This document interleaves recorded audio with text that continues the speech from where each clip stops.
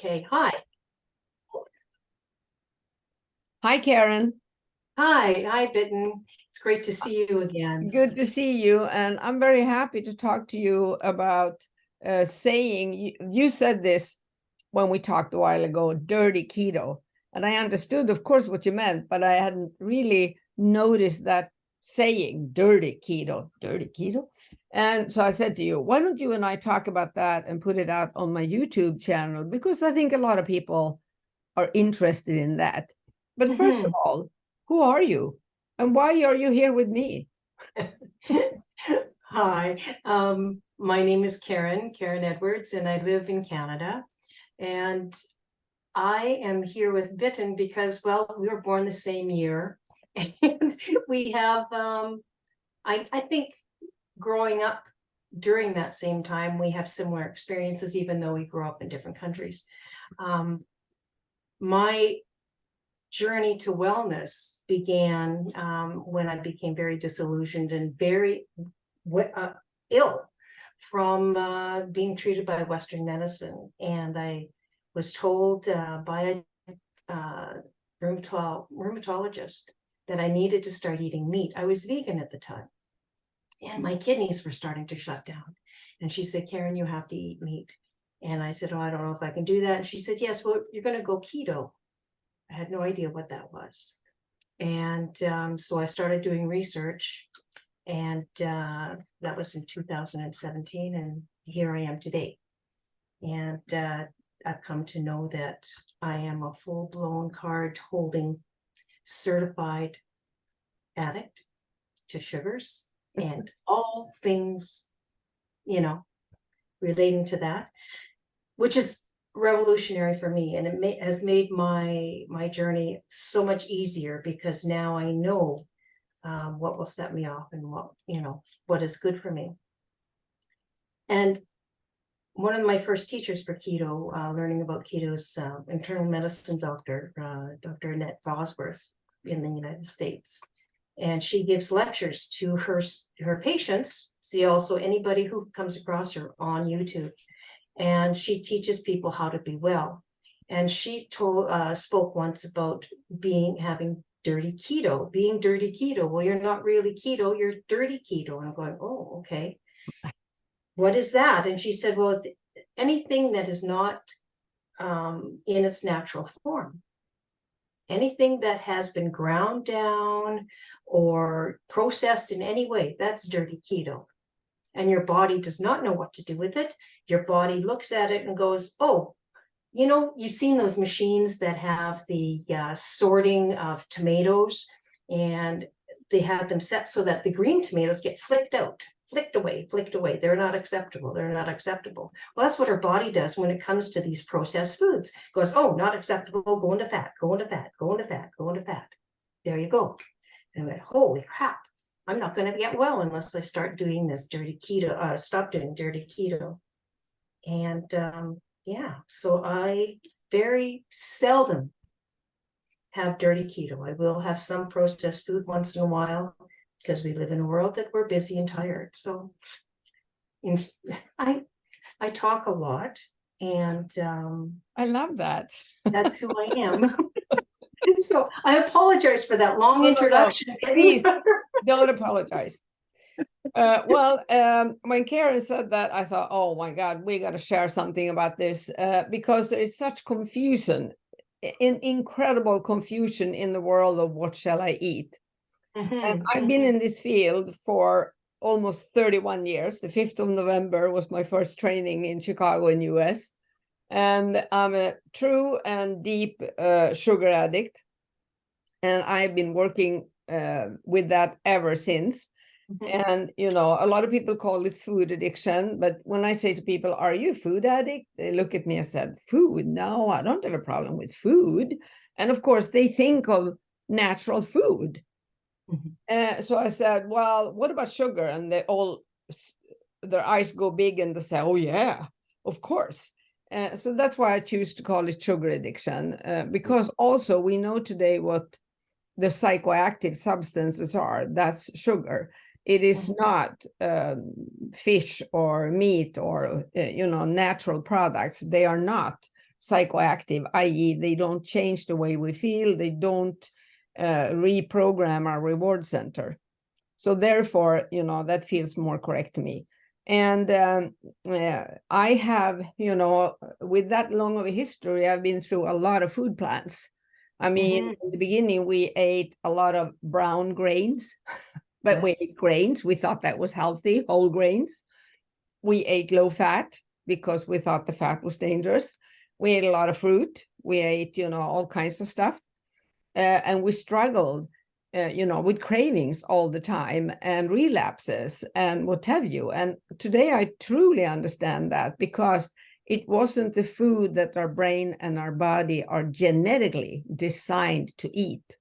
So in 2005, I met the Swedish doctor Annika Dahlqvist, and she spoke about low carb, high fat. And then I remember reading something about Atkins many years before.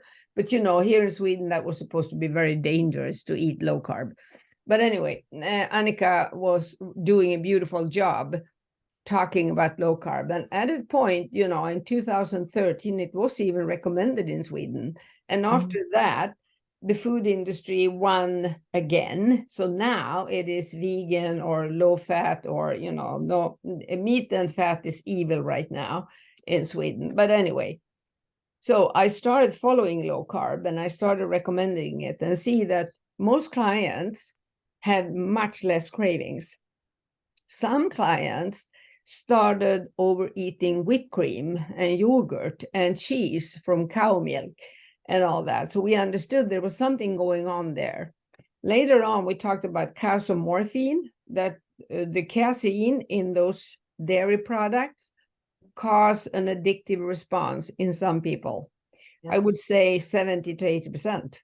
Yeah. So then we took away that. We kept butter and ghee, but we took away that. And we found, again, much better recovery rate, less craving, more content, when you took those away. So I took it away myself. Another thing we ate at that time was nuts. That was supposed to be very healthy. But, today I joke and say, clients ask me, could I eat nuts? And I said, sure.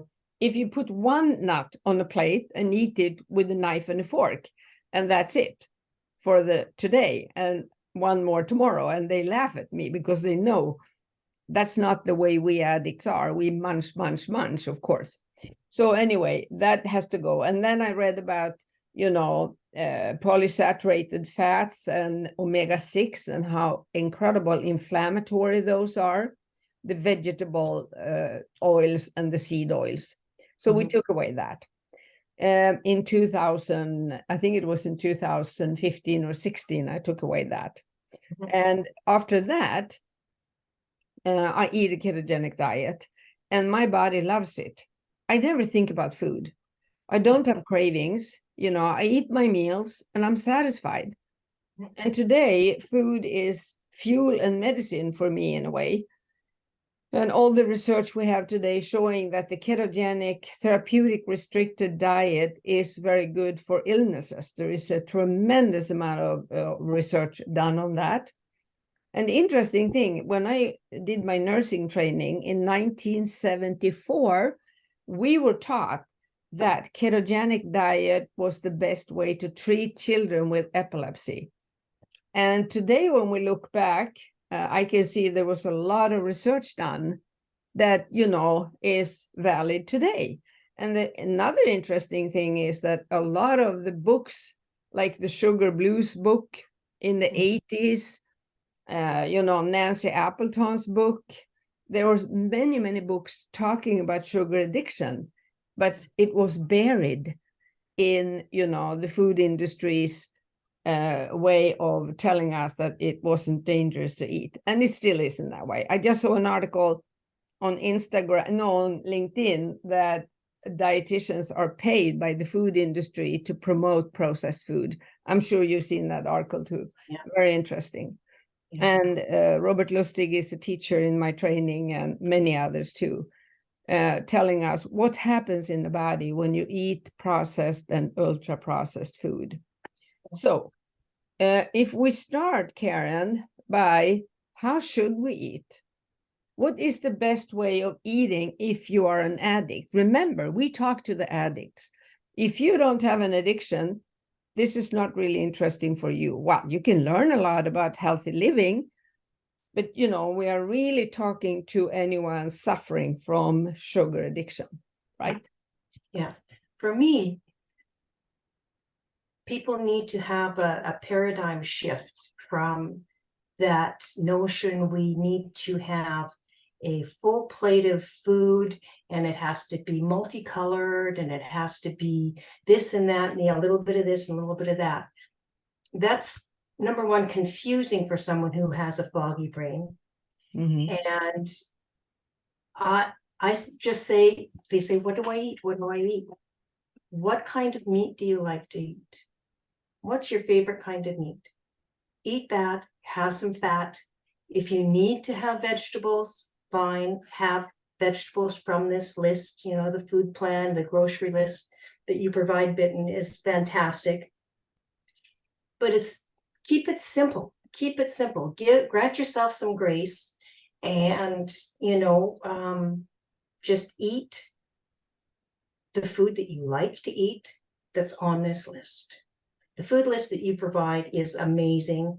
And I let them know that, over time, they'll see themselves shifting from eating all the foods that are on the bottom of the list, and they'll be going up to the top quite naturally. Their desire for food is going to go down. They're going to have that shift as well to, realize that food is fuel. And it's such a relief to have it no longer be an obsession, a daily thought process. What am I going to eat? What am I going to eat? So eat what you like. There are three questions that clients ask me when I meet them. The first thing is, what shall I eat? Mm-hmm. The second thing is, how do I lose weight? Yeah. And the third, do you have any recipes? Yeah. And answering only those three questions has never helped the sugar addict. I promise you. That's going to be another diet, another, trying a new way of eating, crashing, big train wreck is what I call it, and so forth. And I think, there is an incredible misconception out in society. First of all, our illness is called, it has so many names. I have a long list of names that experts put on this illness without understanding the loss of control, which is the very dangerous, deadly part, that no matter what you try, if you don't, work on the holistic point of view in all aspects of your life, you will eventually crash again, because it's going to be like holding a Pilates ball under the water. Right. So that's what I see all the time. And then, they come back and say, oh, that diet didn't work for me. First of all, the word diet, we should ban that. Yes. Yeah. I agree with you in that the second part is, I'm not losing weight. I haven't lost weight. Well, that's, it's sort of the same. The way I explain to people, for me, my clients, when they go to the weight thing is, how has your focus on weight loss worked for you so far in your life? Yeah. Has it allowed you to lose the weight and keep it off? Yeah. So why don't we put that thought, that goal to one side, and let's just focus on this. Just focus on this for now. And you would be surprised that once the body starts healing, the weight's going to come off when major healing has taken place. The body can I used to say that I really don't work with weight loss. I heal broken brains. Yeah. And when the brain starts healing, which brain is the most important thing in your body, it rules everything. So protect your brain is a saying I have. Yeah. So once you start healing the brain, your body is going to find homeostasis and a balance. And that's when the weight's going to come off. Yeah, so, exactly. And also a lot of people have a very unrealistic view of losing weight. They have been gaining weight for 30, 40 years before they come to us. And then they expect it to fall off in a few weeks. That's as it has in their past experience going forward. Pushing it down and going up again and gaining more. Yeah, exactly. And also, I think there is obsession around recipes. I know sugar addicts that have tons of cookbooks, and I don't use a cookbook. Yeah. Because I found out the answer is not in recipes. The answer is learning to cook. And I used to joke and say, in how many ways can you prepare an egg? How many ways can you prepare a piece of cod or whatever have you? So that's one of the things. And that is something we could help each other with. Yes, I absolutely. love working in the way if I, am curious about something, I ask you, Karen, how do you do this? If this was your problem, what do you do? And then without, snubbing my nose in it, you tell me, well, if it was my problem, I would do this. Yeah. And imagine having a group of supportive people where you can ask this question and you get maybe 5 different answers. Isn't that amazing? How do you grow and develop under that umbrella? We help each other. Oh, I don't know how to cook eggs. Tell me, how do you cook eggs? Well, I do this and that and so forth. So that's a way to learn to cook from natural products into having food that fuels you. And what I see today is people have such fluctuating energy levels. They are speeded or crashed or speeded. We call it tired and wired. That is a very unpleasant feeling. And I would say that's basically from nutritional deficiencies. Yes. So I agree totally. Yeah, we can help you, sending you, if you want a food list, let us know, we send it to you, or a keto food plan that you could start working on. And then one of my favorite things that I found out many years ago is that we're biochemically unique. I'm sure that if you and I would hang for a week, we would eat the same type of foods, but not the same amount of each food. And that is something nobody can tell you how to do that. How much protein is good for me? How much fat is good for me? If I eat veggies, how much veggies should I eat? And by the way, when it comes to veggies, we like to say things that grow above ground has much less carbohydrates, because being a sugar addict, we are carbohydrate sensitive. Absolutely. Our brain will react if there is a lot of even veggies in our body, because it's carbs, but very low. But anyway, so then I think, we have very simply explained what to eat. Right? So now tell me about dirty keto. When did you find out, and how did you find out about that? And what is it? Well, I found out that dirty keto was essentially having keto food that was on the keto list, but was processed in one way or another. Okay. And I was, because I am a starchy addict, moreover, above it all else, I was really missing that. And so I was feeling neglected or deprived. And so I started making the fake bread. And I started the seed bread. Nuts and seeds. Oh yeah. I've been there too. And I found that I was having difficulty.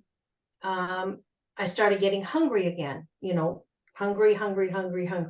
And I went, okay, the more I learned about it was, and that's when I learned through lectures that food, when it's processed, the body doesn't know what to do with it. It just doesn't. And it gets sorted into the file 19. I don't know what to do with you, so you're just going to go over here and you're going to live in this fat cell, because I don't know what else to do with you. And it stays with you. So I went, okay, well, let's try cutting it out. I want to be a good keto follower. I don't want to have any, dirty keto, just that notion, dirty keto. Ugh, don't want that. Yeah. So, it phrase is good.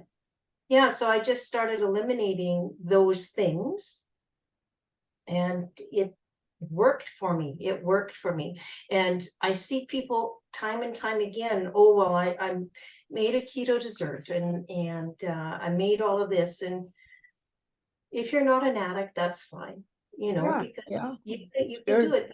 As an addict, that just feeds the fire, feeds that addiction. And it's like, why are you doing it? Have to pull Yeah, out so many tools to deal with it. yeah, foods that look like my drug used to look, but it's Yeah, supposed to be better because it has sweeteners in it, yeah. or not real sugar, but sweeteners, and that trigger, Sunflowers and oh, yeah, that triggers us, or yeah, almond flour or coconut flour yeah, or seeds yeah, or nuts or whatever. But it's supposed to look like bread, taste like bread, yeah, or yeah, desserts or whatever. So yeah.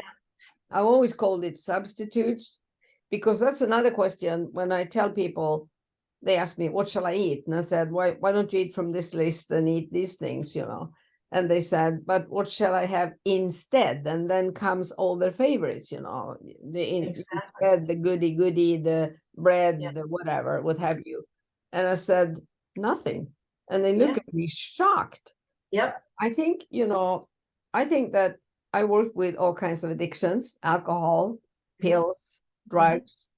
And I think that sugar addiction is absolutely the one that wires our brain to become an addict, worst of all, Yeah, because we meet that drug when we're babies, yeah, very, very yes, early. So the yes, imprint in our brain, what we call the addiction memory circuit, and the euphoric recall, we exactly. remember how good it was, how good it felt. I think that is extremely strong in sugar addicts. It is. We have another problem. The surrounding doesn't understand. They said, oh, come on, you can have a little bit. I'm Yeah, sure you've heard that hundreds of yeah, times. yeah, Yeah. And then the third is that we are exposed to the drug all the time, the cue induced craving. We see it, exactly. we smell it, we hear it. Go to Yeah, movies, you can hear people munching. Uh, yeah, so I think, because of that, I think this is the toughest addiction to deal with. And that's why I think it's good to have more knowledge, people like you that mhm, support people in this. We don't, you can't fail yeah, starting this. There is no such thing as failure. right. It is trial and error. Yep. We have to try and it didn't work. Okay, get back up again, try this, try this. That's what we are expert as. Help Mm-hmm. guide you in trying, adjusting the fuel mix, things you eat. Exactly. If your stomach breaks down, as we have Yeah. seen, you and I shared before we started this video, that people that eat a lot of flour, bread, pasta, macaroni, Mm-hmm. they have the hardest time to get on the wagon. Yeah. Yeah. And also they have the shortest step into relapse, Yeah. because bread is supposed to be healthy, right? Yeah. And is it really a drug? Well, you mentioned starch. That is Yeah. starch in any way, shape, or form. And also, once they relapse, they have the hardest time to get back up again. Yeah. So please ask us. We are here to help you. We're Yeah. really here to help you. And I love what Dr. David Unwin says, Mm-hmm. because a lot of people have a hard time understanding that bread is sugar or pasta or macaroni. Exactly. Yeah. Exactly. But he says very simply, starch is sugar molecules holding hands. So Yeah. when you chew them, they go apart and it's sugar. Yeah. Yeah. And it Exactly. increases insulin and it increases blood sugar. Mm-hmm. Yeah. So are you saying that we never eat dirty keto? I'm saying that if we do, we need to have a plan in place how we're going to deal with it. Be aware of all the possibilities of things that can go on, you know. Um, Tell me about it's a dirty keto product that you eat sometimes. I eat a liver pate that's made by a Canadian company, and it is delicious. It's pork liver and fat, and then a list of things in there that I don't want to talk about. And but I you love know, it. but it's one of those things that I know, because it's not a pure food, Yeah. that I may not be energized the way I want to be. Okay. It's satisfying me right now because I do need to eat and I have no other choices. And sometimes I just feel, you know what, I'm just going to have this because I enjoy the taste of it. Sometimes there's no real justification other than I want it. But yeah, liver pate is one. I really Hungarian salamis. I love those. To find them that have, very few ingredients in Canada is difficult, but I do have some that have, like 3 ingredients. And thankfully sugar is not on the list. So that's good. But I bear in mind that, yeah, this has been processed and, it may not satisfy you the way you want to be Yeah. satisfied. Yeah. So, But I totally agree with you. There is one thing that I sometimes have when I'm traveling and I don't get, anything better. I can't bring food with me or whatever. I try to always bring food with me, but sometimes it isn't possible. So I would have the tacos, only the meat sauce, and maybe some salad or something with it. And in many restaurants, although, I ask and check, they have, monoamino oxidase, it's a flavor enhancer, but it acts a little bit like sugar. yeah. So I know it is very possible to have cravings a couple hours later, but then I'm prepared and I, prepare for it and I'm aware of it.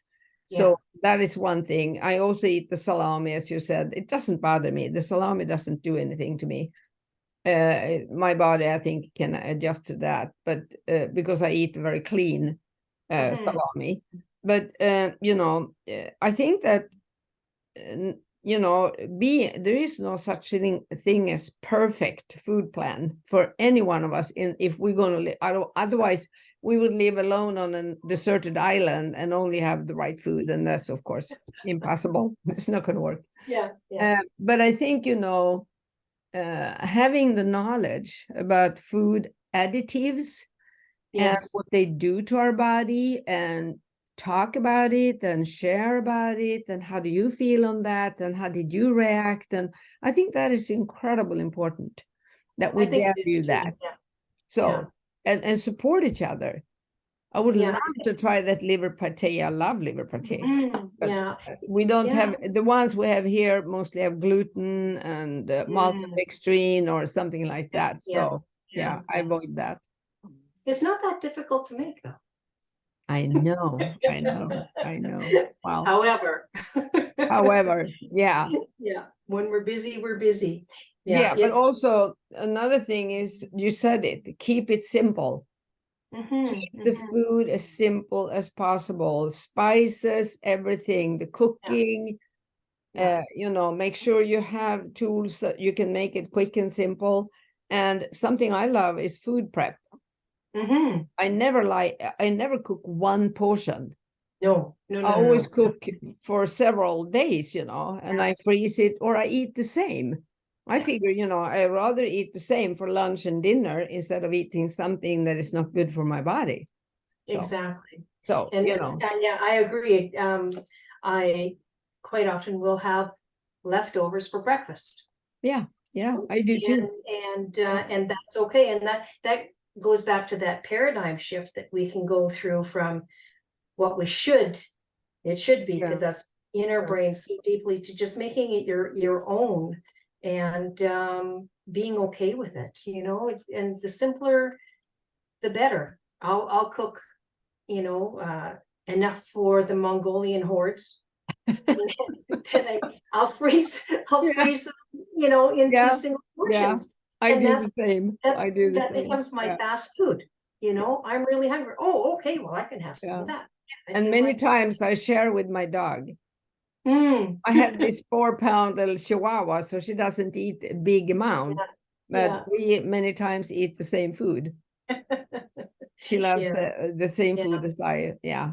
eat, and she's not too keen on fish though. I'm working on that.